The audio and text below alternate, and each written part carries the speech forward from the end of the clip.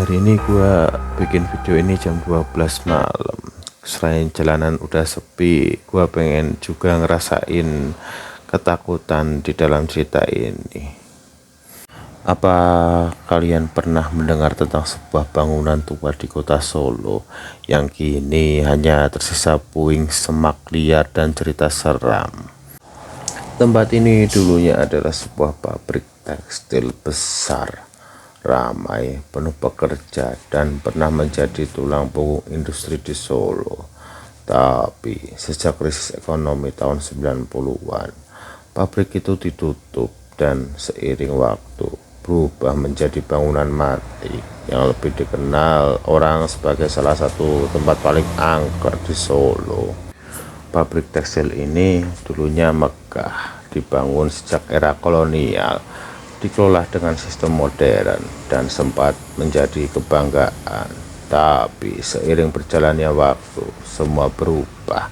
Tahun 97 sampai dengan 98, krisis moneter melanda Indonesia.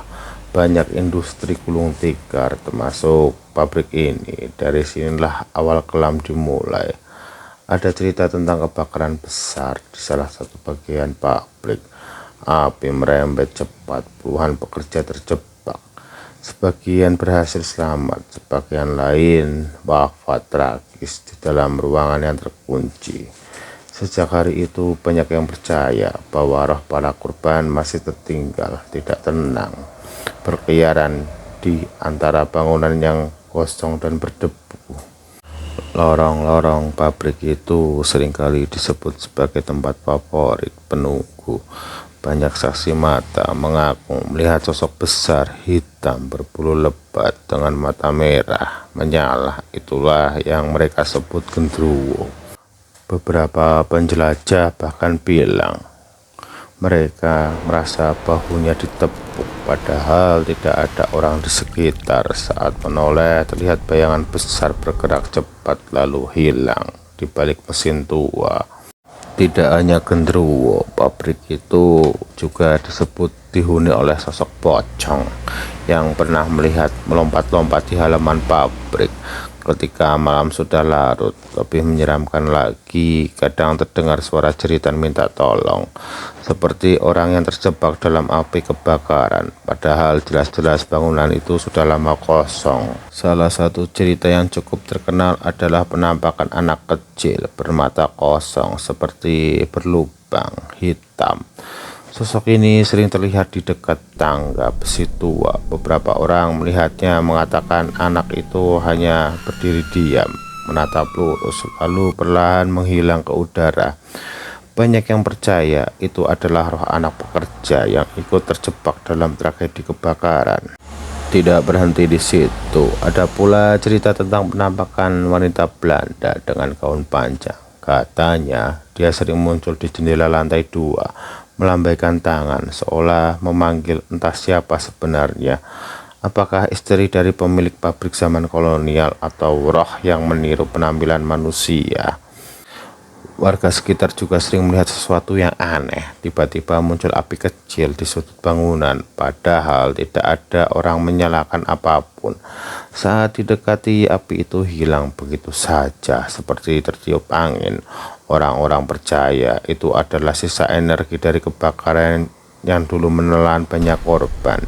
Menurut laporan media, kebakaran besar terjadi pada saat kerusuhan dan penjarahan melanda berbagai wilayah. Pabrik tekstil yang dulunya megah menjadi lautan api. Api melahap bangunan tua itu begitu cepat, membuat banyak pekerja dan orang yang berada di dalam terjebak. Saksi mata menyebutkan kobaran api begitu dahsyat hingga cahaya merahnya terlihat dari kejauhan. Jeritan dan teriakan minta tolong terdengar antara suara mesin yang meleleh dan bangunan yang runtuh. Banyak korban yang tidak sempat menyelamatkan diri. Hingga kini, cerita itu meninggalkan luka mendalam bagi warga Solo. Setelah kebakaran, pabrik tersebut tidak pernah lagi beroperasi. Gedungnya dibiarkan terbengkalai, menjadi saksi bisu peristiwa kelam Di waktu itu, warga sekitar percaya bahwa roh-roh para korban masih bergentayangan di dalamnya. Beberapa warga yang nekat masuk pada malam hari melaporkan pengalaman yang menyeramkan. Ada yang mendengar suara mesin pabrik menyala sendiri, padahal listrik sudah lama diputus. Ada pula yang melihat bayangan pekerja berbaris seakan masih sibuk bekerja, meski pabrik itu kini hanyalah reruntuhan. Lalu, sosok paling sering disebut adalah penampakan makhluk tinggi besar dengan lidah menjulur panjang yang diyakini sebagai jin penghuni tempat tersebut. Cerita-cerita itu terus berkembang dari mulut ke mulut, menjadikan pabrik ini salah satu lokasi paling angker di Solo. Hingga kini, banyak orang yang menghindari lewat jalur di dekat pabrik itu saat malam hari, karena takut bertemu dengan sosok-sosok gaib yang konon menjaga lokasi tersebut. Seiring viralnya kisah mistis ini, banyak komunitas pemburu hantu datang ke pabrik. Mereka melakukan uji nyali di malam hari. Ada satu cara unik yang sering dilakukan, membawa kentang rebus. Katanya aroma kentang rebus bisa memancing kehadiran makhluk halus. Beberapa kelompok yang mencoba mengaku mendengar suara langkah kaki yang mendekat saat kentang diletakkan di lantai. Bahkan ada yang mendengar suara tawa pelan di telinga mereka. Bayangkan saja berada di ruangan gelap hanya dengan lampu senter, lalu terdengar suara tawa tipis tepat di belakangmu. Warga sekitar pun punya banyak cerita. Ada seorang bapak yang rumahnya tidak jauh dari lokasi. Dia bilang setiap malam Jumat Kliwon terdengar suara mesin di pabrik yang seolah beroperasi kembali, padahal semua mesin di sana sudah rusak, penuh karat, dan mustahil berfungsi. Dan seorang pemuda membagikan kisahnya. Dia pernah melihat sosok hitam besar melintas di atap bangunan. Sosok itu tinggi, jauh lebih tinggi dari manusia biasa, dan yang paling menyeramkan, katanya sosok itu menatap langsung ke arahnya dengan mata merah menyala. Setelah itu pemuda tersebut sakit demam tinggi selama 3 hari. Dan seorang pemuda membagikan kisahnya. Dia pernah melihat sosok hitam besar melintas di atap bangunan. Sosok itu tinggi, jauh lebih tinggi dari manusia biasa, dan yang paling menyeramkan, katanya sosok itu menatap langsung ke arahnya dengan mata merah menyala. Setelah itu pemuda tersebut sakit demam tinggi selama 3 hari. Jadi, apakah semua cerita ini nyata atau hanya ilusi, halusinasi karena ketakutan? Yang jelas, hampir semua orang yang datang ke sana membawa pulang pengalaman yang berbeda.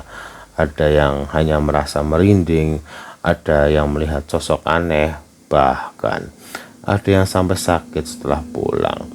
Bekas pabrik tekstil di Solo ini bukan hanya saksi bisu sejarah industri, tapi juga tempat yang menyimpan begitu banyak energi di masa lalu. Tragedi penderitaan dan kematian, semuanya seperti membekas di dinding-dinding tua itu.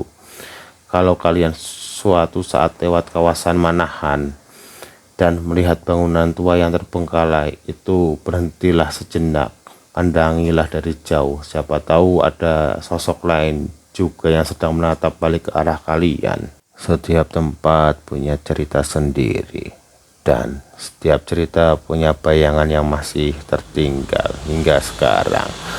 Pabrik ini sudah lama ditinggalkan, tapi suara mesin, teriakan, dan bisikan itu masih ada. Kalau kalian ingin terus mengikuti kisah-kisah nyata yang jarang diungkap, pastikan kalian menekan tombol subscribe sekarang juga. Karena di sini setiap hari akan ada kisah baru, kisah yang mungkin membuat kalian menoleh ke belakang sebelum tidur. Ingat, subscribe bukan hanya untuk mendukung channel ini, tapi juga agar kalian selalu siap setiap kali kegelapan memanggil.